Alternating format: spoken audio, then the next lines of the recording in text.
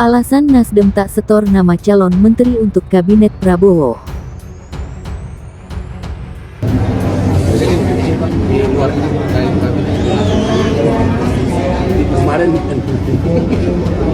Kemarin Pak Surya sudah jelaskan seperti pernyataan beliau, seperti 2 kali kita ketemu Pak Prabowo baik di nasional maupun di negara, kita mendukung sepenuhnya pemerintahan ini. Kita berkepentingan pemerintahan ini sukses, tapi atas dasar pertimbangan banyak hal kita memutuskan juga tidak masuk dalam kabinet. Menurut kita, pikiran-pikiran kita kalau diterima itu jauh lebih penting daripada kita masuk dalam kabinet. Pikiran-pikiran kita, kontribusi kita terhadap berbagai hal itu akan jauh lebih berarti daripada secara fisik kita masuk. Tapi kita bagian tak terpisahkan dari pemerintahan. Oke, berarti sudah diminta dan menolak masuk atau gimana? Bukan menolak dan diminta. Pak Prabowo pernah bilang, Nasdem kok belum kasih masuk nama, kita diam aja. Jadi bukan soal menolak atau menerima, tetapi sikap Nasdem adalah memberi kontribusi lain selain menempatkan orang. Menghormati etika, kata Saan Mustafa ya, yang wakil ketua umum Partai Nasdem yang juga wakil ketua DPR. Wakil ketua DPR dia kan. Menghormati etika, bullshit ya, karena dia bukan partai pemenang. Kemudian Hermawi Taslim Sekjen mengatakan ide itu lebih penting, lebih berguna untuk perkembangan ke depan. Bullshit juga menurut saya ya. Lalu apa yang terjadi? Apakah Nasdem ini terlibat serius secara fisik? Ya jelas. Nasdem memiliki 69 anggota DPR di parlemen. Karena itu, dukungan secara fisik, pikiran, tenaga, semua akan diberikan lewat 69 anggota DPR itu untuk mendukung pemerintah, sehingga pikiran-pikiran, visi misi Presiden Prabowo Subianto akan dapat dibantu lewat pikiran-pikiran 69 orang secara fisik akan bergabung di DPR. Karena itu tidak lagi ada di pertentangan apakah secara fisik ada di pemerintah atau tidak. Secara jelas bahwa 69 orang anggota DPR ini bergabung dalam pemerintahan Presiden Prabowo Subianto untuk membantu, mendukung agar visi misi Bapak Presiden dapat dilakukan dengan dukungan Partai Nasdem lewat 69 orang anggota DPR tersebut.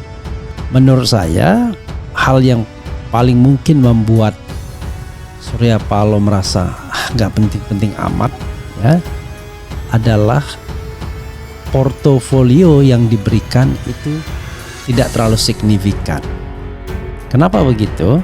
Karena kalau dilihat dari line up yang ada, Jaksa Agung yang menjadi andalan Nasdem itu tidak akan didapat. Menteri-menteri dulu dapat Menteri Perdagangan, tapi masih ada Agus Gumiwang, masih ada menteri-menteri ekonomi yang pastinya akan diambil oleh Prabowo. Tidak akan dibiarkan Surya Paloh untuk mendapatkan portofolio menteri-menteri perekonomian. Ada perindustrian Agus Gumiwang, perdagangan Zulkifli Hasan dan lain sebagainya. Tetapi sekarang barangkali menteri-menteri itu akan diambil oleh Gerindra, baik dari Gerindra sendiri maupun oleh profesional ya.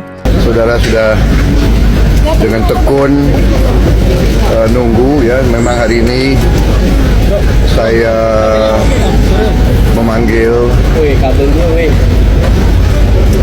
calon-calon menteri dan wakil menteri, beberapa di antara mereka.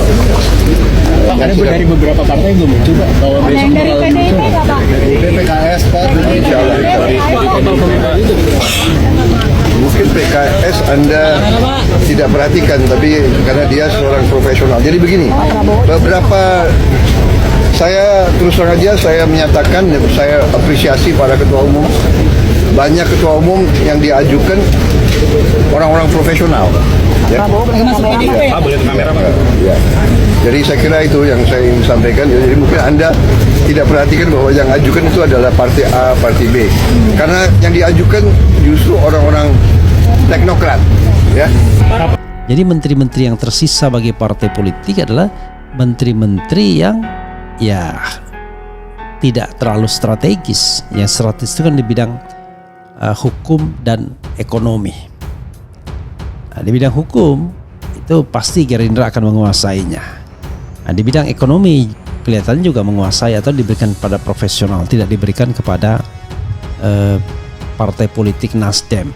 Kalaupun ada ya sepertinya diberikan kepada Golkar. Ya.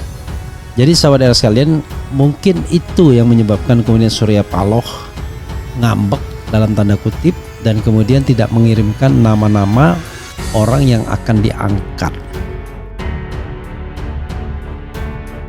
Sekretaris Jenderal Sekjen Nasdem Hermawi Taslim mengatakan partainya memastikan menjadi bagian dari pendukung pemerintahan Presiden dan Wakil Presiden terpilih Prabowo Subianto Gibran Rakabuming Raka meskipun tidak mengirimkan nama untuk masuk kabinet Prabowo Gibran mendatang.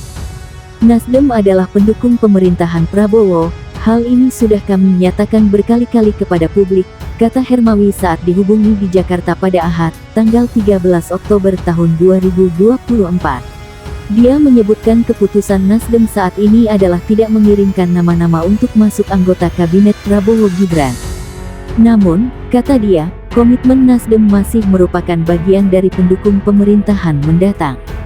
Hermawi menuturkan menjadi anggota kabinet bagi Nasdem tidak terlalu penting karena yang terpenting adalah sumbangan pemikirannya dapat diterima pemerintahan Prabowo Gibran.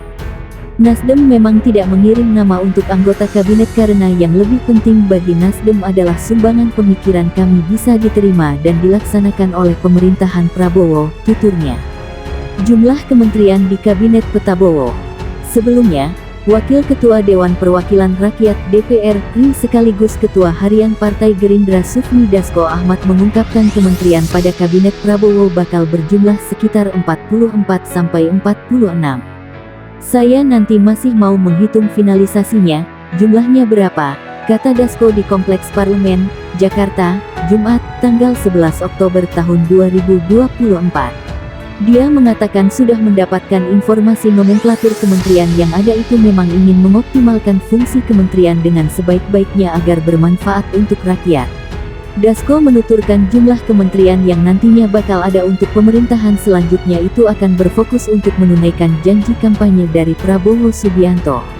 Asta Cita dan 17 program aksi, yang kemudian akan diimplementasikan pada kementerian-kementerian, baik yang existing maupun kementerian yang dipecah menjadi kementerian baru, kata dia. Dasko menyebutkan DPR pun bakal menyesuaikan jumlah komisi dengan jumlah kementerian. Maka dari itu, kata dia, DPR masih terus berkoordinasi dengan pemerintahan mendatang. Nanti diharapkan Senin tanggal 14 Oktober pada saat rapat pimpinan dan badan permusyawaratan itu sudah mendekati fixed, kata dia.